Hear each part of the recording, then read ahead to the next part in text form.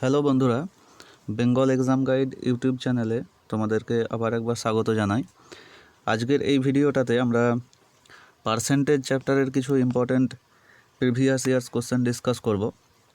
সবগুলোই বেসিক লেভেলের প্রশ্ন আর সবগুলো প্রিভিয়াস ইয়ার্সের প্রশ্নগুলো এক এক করে যখন আমরা সলভ করব দেখতে পাবে যে এই ধরনের প্রশ্ন আগেও আসতো এক্সামে, আর এখনও বিভিন্ন এক্সামেতে এই ধরনের প্রশ্নগুলো প্রচুর পরিমাণে আসে।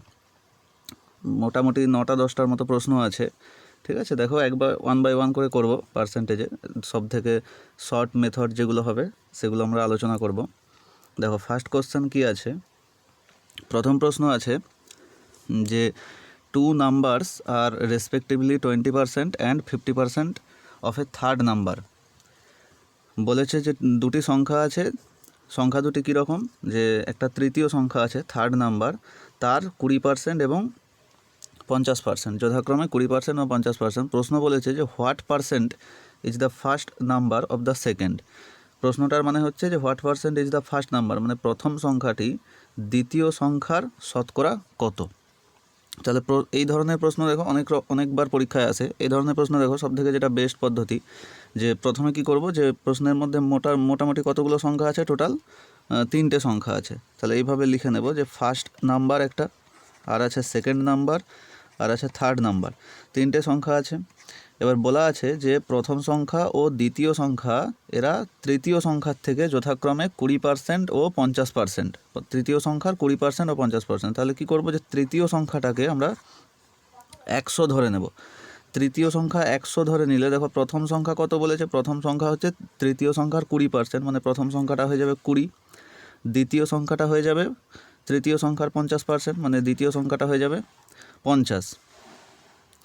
এবার বলেছে যে what percent is the first number of the second, মানে যে প্রথম সংখ্যাটা দ্বিতীয় সংখ্যার শতকরা কত, মানে 20 50-এর কত। 20কে তুলনা করতে হবে 50-এর সাথে। প্রথম সংখ্যাটা দ্বিতীয় সংখ্যার কত, মানে দ্বিতীয় সংখ্যার সাথে তুলনা হচ্ছে, মানে দ্বিতীয় সংখ্যা নিচে বসবে। দ্বিতীয় সংখ্যা হচ্ছে 50, তাহলে ইন্টু 100 শতকরা কত, তাহলে 50 দিয়ে 2 কাটলে 40% হবে।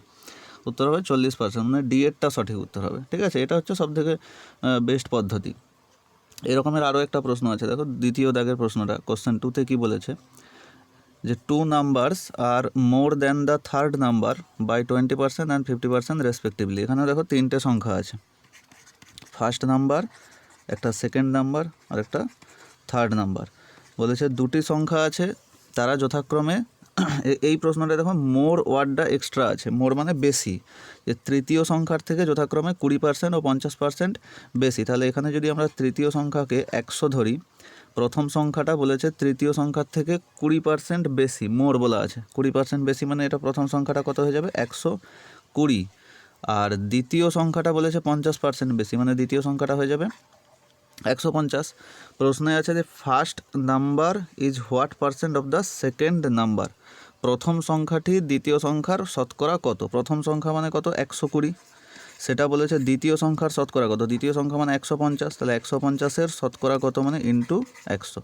এটা কাটাকুটি করলে কত হবে, 3 দিয়ে কাটলে 3 4, 3 5, 5 দিয়ে কাটলে এটা হবে 20, মানে 80% হবে উত্তর। 80% হবে, মানে সি এরটা সঠিক উত্তর হবে 80%। এই প্রশ্নটা দেখো কি আছে। এই প্রশ্নটা আছে বলেছে যে if A's income is 40% less than that of B, এর আয় বি এর আয়ের থেকে 40% কম, how much percent B's income is more than that of A. তাহলে বি এর ইনকাম এর থেকে শতকরা কত বেশি, এরকম প্রশ্ন আছে। এই ধরনের প্রশ্ন পরীক্ষায় আসে অনেক। যে দেখো কি বলা আছে এখানে, প্রথম এই ধরনের প্রশ্ন সবথেকে যেটা বেস্ট পদ্ধতি হবে, যে দেখো আগে যে পার্সেন্টেজটা দেওয়া আছে এটাকে আগে ভগ্নাংশে প্রকাশ করে নাও। 40% দেওয়া আছে, 40% কম বলা আছে, এর ইনকাম বি এর থেকে 40% কম। তাহলে 40%কে ভগ্নাংশে ভাঙলে কত হবে, 2/5, 2/5। এবার আছে অঙ্কে কতজন, টোটাল 2জন, এ আর বি। বলেছে এ এর ইনকাম বি এর থেকে 40% কম। বি এর থেকে 40% কম মানে বি সবসময় নিচে থাকবে, বি এর সাথে তুলনা করা হচ্ছে।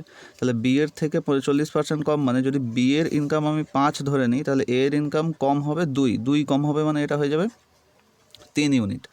বি এর ইনকাম 5 টাকা হলে এর ইনকাম হয়ে যাবে 3 টাকা।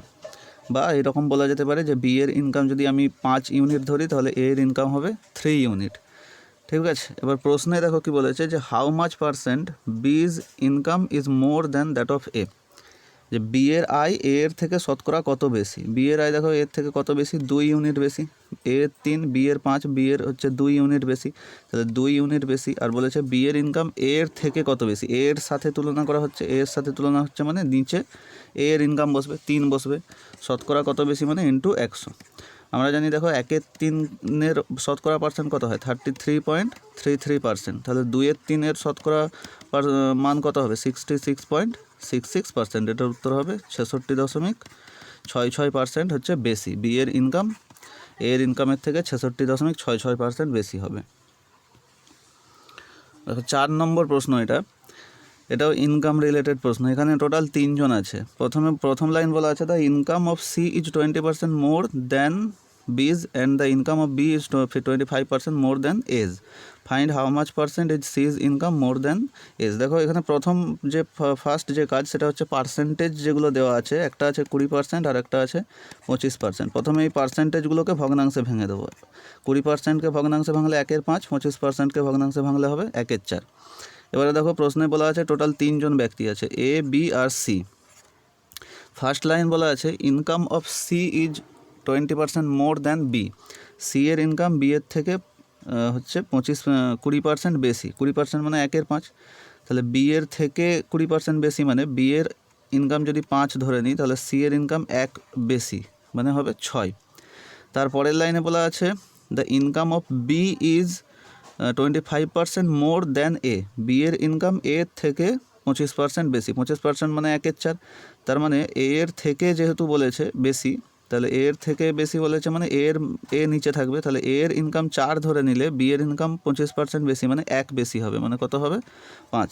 এবার এই দুটো অনুপাতকে একসঙ্গে হচ্ছে কম্বাইন করে দেবো, এখানটায় বসবে 5, এখানে বসবে 5, তাহলে এটা হবে 20:30 মানে 5 দিয়ে কাটাকাটি যা করলে হবে 5 4 20, 5 5 25, 5 6 30, 4:5:6। এ আর বি আর সি এর হচ্ছে ইনকামের অনুপাত। এবার প্রশ্ন দেখো বলেছে যে how much percent is C income, C এর আয় এ এর থেকে কত বেশি, সি এর আয় এর থেকে কত বেশি। দেখো সি এর আয় হচ্ছে 6 আর এর ইনকাম 4 ইউনিট, কত বেশি 2 ইউনিট বেশি। আর প্রশ্নে জিজ্ঞেস করেছে এ এর থেকে এ এর সাথে তুলনা করা হচ্ছে মানে এ নিচে বসবে ইন্টু 100, মানে এটা 1/2, 1/2 মানে হচ্ছে 50% বেশি, মানে এটা হবে বি সঠিক উত্তর হবে 50% বেশি। দেখো 5 দাগের প্রশ্নটা আছে কোশ্চেন নাম্বার 5। এটা বলা আছে যে in an examination A got 25% marks more than B, B got 10% less than C and C got 25% more marks than D. এই ধরনের প্রশ্ন আছে। তাহলে এটাতে দেখো, এটাতেও প্রথমে আমরা কি করব যে শতকরা মান যেগুলো আছে এগুলোকে ভগ্নাংশে প্রকাশ করব। 25%কে ভগ্নাংশে প্রকাশ করলে হবে 1/4, তারপরে আছে 10%কে ভগ্নাংশে প্রকাশ করলে হবে 1/10, আর আছে 25%, শেষে আরেকটা 25% আছে মানে 1/4 হবে। আচ্ছা, অঙ্কে আছে টোটাল 4 জন আছে, A B C R D. ঠিক আছে, এ বি সি ডি এইভাবে আছে, A B C R D আছে। দেখো শেষে বলা আছে if D goat 320 marks out of 500। এখানে 500 এই সংখ্যাটার প্রশ্নে সেরকম কোনো কাজে লাগবে না, এটা এক্সট্রা ইনফরমেশান দেওয়া আছে, এটা না দেওয়া থাকলেও অঙ্কটা সলভ করা যাবে। ডি বলেছে 320 নম্বর পেয়েছে, তাহলে দ্য মার্কস অবটেন্ড বাই এ কত নম্বর পেয়েছে, ডি এর হচ্ছে নম্বর কত, পরীক্ষায় প্রাপ্ত নম্বর হচ্ছে 320, ডি এর নম্বর 320। দেখো লাস্ট লাইনে বলা আছে C got 25% more marks then D, C D এর থেকে 25% নম্বর বেশি পেয়েছে। 25% মানে 25% বেশি মানে 320-র 25% কত হবে, 320-র 50% 160, তার মানে 25% 80, তাহলে 80 নাম্বার বেশি পেলে সি এর প্রাপ্ত নম্বর হয়ে যাবে 400। তার আগে বলা আছে আগের লাইনে B got 10% less then C, B এর প্রাপ্য নম্বর সি এর থেকে 10% কম, 40-এর 10%, 400-র 10% হচ্ছে 40, তাহলে 400 থেকে 40 নম্বর কম, মানে বি এর প্রাপ্য নম্বর 360। আর ফার্স্ট লাইনে বলা আছে A got 25% marks more than B, A 25% বেশি পেয়েছে বি এর থেকে, তা 360-এর 25% কত হবে? 360-এর 50% 180, মানে 25% 90, 90 বেশি পাওয়া মানে এটা হয়ে যাবে 360-এর থেকে 90 বেশি পাওয়া মানে 450 নম্বর পাবে এ। প্রশ্ন এটাই ছিল যে মার্কস অবটেন্ড বাই এ কত নম্বর পেয়েছে? এ পেয়েছে 450 নম্বর, মানে এটা হবে বি অপশানটা ঠিক উত্তর হবে, বি এরটা। আর এই প্রশ্ন এটা একটু আলাদা রকমের প্রশ্ন আছে, এটাও পার্সেন্টেজের প্রশ্ন। দেখো কি বলেছে প্রশ্নটা, যে if food price go up to by 10%, by how much should a man reduce his consumption so as not to increase his expenditure? এটার মানে হচ্ছে এরকম, যে যদি কোনো খাদ্যদ্রব্যের মূল্য 10% বলেছে বৃদ্ধি পেয়েছে, 10% বৃদ্ধি পেলে তাহলে বলেছে ওই খাদ্যদ্রব্যের কনজামশান মানে ব্যবহার শতকরা কত কমাতে হবে, so as not to increase his expenditure, মানে যাতে খরচ একই থাকে, এক্সপেন্ডিচার বাড়বে না, খরচ একই থাকে।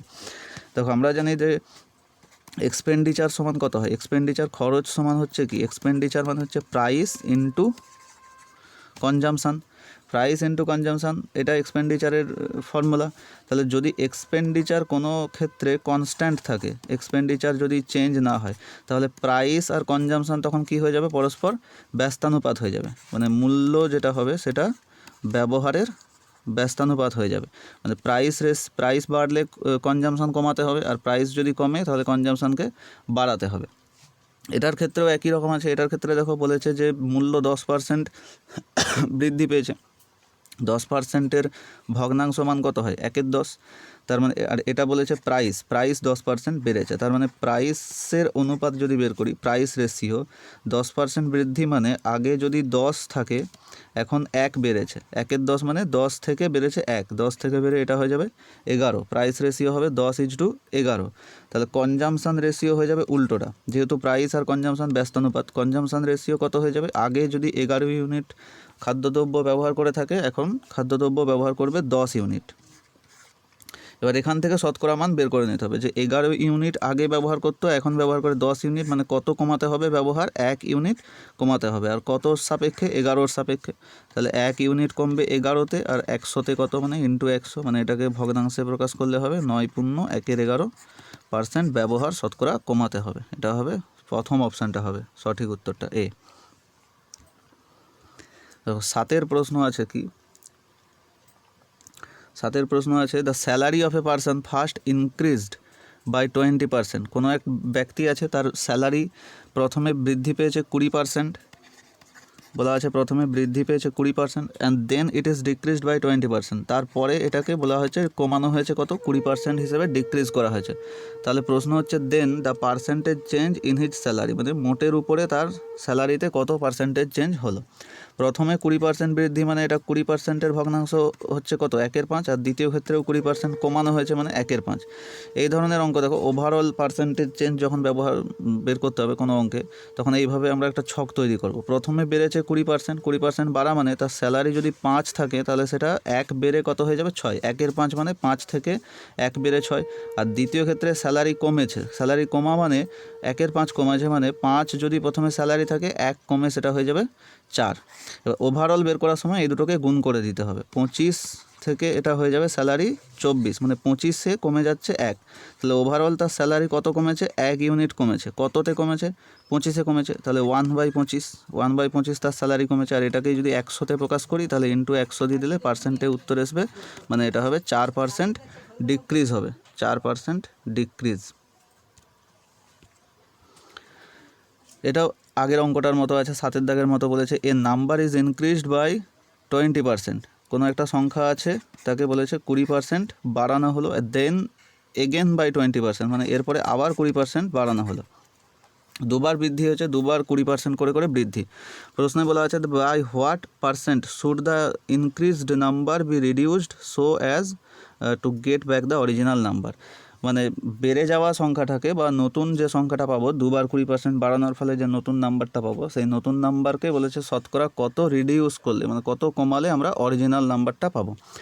তাহলে দেখো এটাও কীভাবে করবো, ওই ছক করে দিতে হবে, 20% মানে 1/5, আর দুবারই বলেছে বৃদ্ধি পেয়েছে, দুবারই বলেছে ইনক্রিজ হয়েছে। তাহলে প্রথম ক্ষেত্রেও কত হবে, 5 থেকে 1 বেড়ে 6, আর দ্বিতীয় ক্ষেত্রেও 5 থেকে 1 বেড়ে 6। মানে সংখ্যাটা হয়ে যাবে যে প্রথমে যদি 25 থাকে, অরিজিনাল নাম্বার যদি 25 থাকে, তাহলে আলটিমেটলি সংখ্যাটা হয়ে গেল কত, 36। এবার বলেছে যে নতুন নাম্বারটাকে শতকরা কত কমালে এটা অরিজিনাল নাম্বারে যাবে। নতুন নাম্বারটা হচ্ছে 36 আর অরিজিনাল নাম্বার 25। তাহলে অরিজিনাল নাম্বারে যেতে গেলে দেখো কত কমাতে হবে, 36কে 11 কমাতে হবে। আর 36-এ 11 কমানো মানে কত পার্সেন্ট কমবে, তাহলে 36-এ 11 100-তে কত, মানে 11/36 ইন্টু 100, এটা যাবে 4 দিয়ে কাটলে 4 9 4 25, তার মানে এটা হবে 275/9। 275/9 মানে কত হবে, 30.95%। 30.95% মানে এটা হবে অপশান এরটা, 30.95% শতকরা হচ্ছে কমাতে হবে। আরেকটা অঙ্ক, এটা লাস্ট কোশ্চেন আছে, যে প্রাইস অফ পেট্রোল, এটাও আগের একটা অঙ্কের মতো। The price of petrol is increased by 25%। পেট্রোলের মূল্য যদি 25% বলেছে এখানে বৃদ্ধি পায়, ইনক্রিজ করেছে 25%, তাহলে বলেছে how much percent a car owner should reduce his consumption of petrol so that the expenditure on petrol would not be increased. তাহলে ব্যবহার বলেছে কত কমাতে হবে, কনজামশন রিডিউস কত করতে হবে, আগেরটারই মতো। এটা দেখো প্রাইস রেশিও বের করবো এখান থেকে, প্রাইস রেশিও 25% বাড়া মানে কত হবে, 25%-এর ভগ্নাংশ কত, 1/4। 1/4 মানে 4 থেকে 1 বেড়ে প্রাইস রেশিও হয়ে গেছে 5। তাহলে কনজামশান রেশিও কী হয়, প্রাইস রেশিওর আমরা আগে দেখেছি যে প্রাইস রেশিওর সাথে কনজামশান রেশিও উল্টো, ব্যস্তানুপাতিক। তাহলে কনজামশন রেশিও কত হবে, 5:4। মানে প্রথমে যদি কোনো ব্যক্তি 5 ইউনিট পেট্রোল ইউজ করতো, এখন তাকে খরচ একই রাখতে গেলে 4 ইউনিট পেট্রোল ইউজ করতে হবে। তাহলে কনজামশন কত কমবে, 1 কমবে। 1 কমবে কততে, 5-এতে কমাতে হবে, 1/5। 1/5 ইন্টু 100 মানে ব্যবহার, তাকে পেট্রোলের ব্যবহার কমাতে হবে। 20% হবে এটার উত্তর, মানে ডি এরটা হবে উত্তর, 20% ব্যবহার কমাতে হবে। তা এই প্রশ্নগুলোই ছিল আজকে, 9টা প্রশ্ন ছিল এখানে, 9টা প্রশ্নই, এগুলো প্রত্যেকটা সালে পড়া প্রশ্ন, আর প্রত্যেক বছর বিভিন্ন এক্সামে এগুলো আসে, শুধু সংখ্যা জাস্ট চেঞ্জ হয়, সংখ্যাগুলো চেঞ্জ হয়, আর প্রত্যেকটা প্রশ্ন দেখে থাকবে। বিভিন্ন সালের প্রশ্ন যদি হচ্ছে কেউ প্র্যাকটিস করে থাকো, তাহলে এই প্রশ্নগুলো অনেকবার পরীক্ষায় আসে। এগুলো বেসিক লেভেলের প্রশ্ন ছিল পার্সেন্টেজের, এরপরে আরও হাই লেভেলের বা মডারেট লেভেলের অনেক প্রশ্ন আছে, যেগুলো মেন্স এক্সামেতে আসে, ব্যাংকের মেন্স এক্সাম বা প্রিলিমিনারিতেও অনেক সময় আসে এর থেকে ভালো প্রশ্ন। সেগুলো আমরা হচ্ছে পরের ভিডিওতে আবার ডিসকাস করব। আপাতত এই প্রশ্নগুলো হচ্ছে প্র্যাকটিস করতে পারো বিভিন্ন প্রিভিয়াস ইয়ার্স বই থেকে। এর পরের ভিডিওতে আবার আমরা নিয়ে আসবো কিছু হচ্ছে একটু বেশি কঠিন লেভেলের পার্সেন্টেজ চ্যাপ্টারেতে, ঠিক আছে? তাহলে আজকের ভিডিওটা এত দূর পর্যন্তই থাক, আর ভিডিওটা শেষ পর্যন্ত দেখার জন্য সবাইকে অনেক ধন্যবাদ। আর ভালো লাগলে সাবস্ক্রাইব করে রাখবে চ্যানেল, যাতে পরবর্তী ক্ষেত্রে আপডেট পেতে পারো বিভিন্ন নতুন ভিডিওর।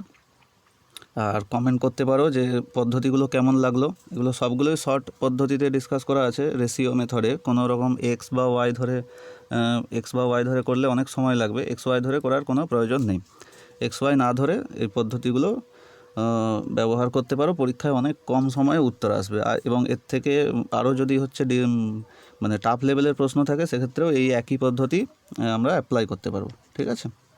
সেক্ষেত্রেও এই পদ্ধতিগুলো অ্যাপ্লাই করলে সহজেই উত্তর চলে আসবে। তখন দেখবো যে এরপরে যখন প্রশ্নগুলো একটু বাড়বে, কঠিন লেভেলের আসবে, তখন দেখবো যে কীভাবে সেগুলোকে হচ্ছে রেশিও মেথডে বা হচ্ছে অল্প সময়ে শর্ট মেথডে সলভ করা যায়, ঠিক আছে? ততক্ষণের জন্য সকলকে অনেক ধন্যবাদ।